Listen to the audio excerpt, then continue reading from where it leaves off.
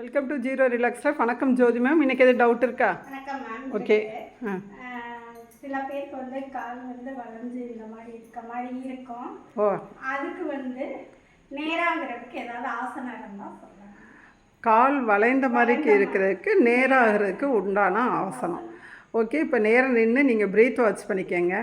பொதுவாகவே நேரம் நின்று நம்ம ப்ரீத் வாட்ச் பண்ணுறது யோகாவில் ரொம்ப முக்கியம். ஏன்னா அப்போ நமக்கு நிறையா ஸ்ட்ரென்த்து கிடைக்கும். இப்போ அவங்க கேட்டிருக்காங்க, சில பேருக்கு கால் வளைந்த நிலையில் இருக்கும் அப்படின்னு சொல்லி. அப்போ அந்த வளைந்த நிலையில் இருக்கிற காலை சரி பண்ணணுன்னா நம்ம இதை மேக்ஸிமம் நம்ம சின்ன வயசுலேருந்தே அதை அவங்க ப்ராக்டிஸ் பண்ணணும். அப்படின்றப்ப கண்டிப்பான உங்களுக்கு கண்டிப்பாக இதுக்கு நல்ல ரிசல்ட் கிடைக்கும். அடுத்து நம்பிக்கையோட முதல்ல ஒரு 3 months இதை விடாமல் நம்ம ப்ராக்டிஸ்லேயே இருக்கணும். இருந்தால் தான் அந்த கால்களுக்கு போகிற இந்த நரம்புகளுக்கு போகிற ரத்தங்க ஓட்டங்கள் தடைபடாமல் நல்லா போய் அடுத்து அதுக்கு உண்டான ஸ்ட்ரென்த்து கிடைச்சதுக்கப்புறம் அது கால்கள் வளைந்திருக்கிற தன்மை மாதிரி அது நேராக உள்ள பொசிஷன் வரும். இப்போ பார்த்திங்கன்னா அவங்க என்ன செய்ய போகிறாங்கன்னா, குதிகாலம் மட்டும் உயர்த்தி நிற்க போகிறாங்க. கைகளை ப்ரேயர் பொசிஷன் வச்சுக்கிறாங்க. அஞ்சலி முதிரை மாதிரி ப்ரேயர் பொசிஷன் வச்சுக்கிறாங்க. குதிகால் மட்டும் உயர்த்தி நின்றுங்க மேம். பேலன்ஸ் பண்ணிக்கோங்க. 1, மெதுவாக வாங்க. 1 2 3 4 5.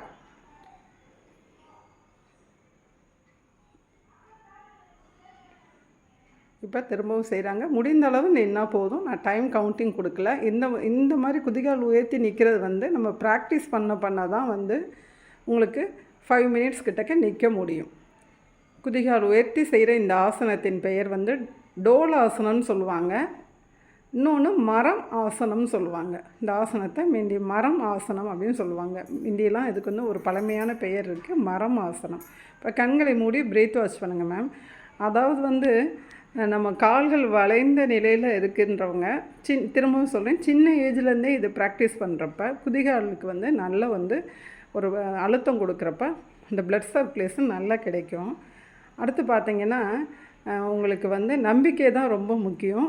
நம்பிக்கையோடு செய்கிறப்ப இந்த டோலாசனத்தில் நிறைய பலன்கள் இருக்குது. அடுத்து இந்த டோலாசனத்துக்குள்ளே இன்னும் நிறைய பலன்கள் இருக்குது. அது என்னென்னு பார்ப்போம். ஜோதி மேம் பிரீத் வாட்ச் பண்ணிக்கிட்டு இருக்காங்க. இப்போ அஞ்சலி முதிரையில் மட்டும் வச்சுக்கலாம் மேம் கைகளை.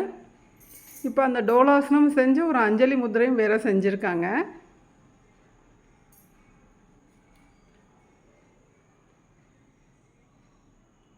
நல்ல ஞாபக சக்தி கிடைக்கும், மன அமைதி கிடைக்கும் இந்த ஆசனம் செய்கிறப்ப. சாப்பிட்றதுக்கு முன்னாடி ஒரு 20 நிமிஷத்துக்கு முன்னாடி இந்த யோகாலாம் செய்யணும், இந்த முதிரையெல்லாம் செய்யலாம். இல்லைன்னா சாப்பிட்டதுக்கு அப்புறம்னா ஒரு 2 hours கேப்பில் செய்யணும்.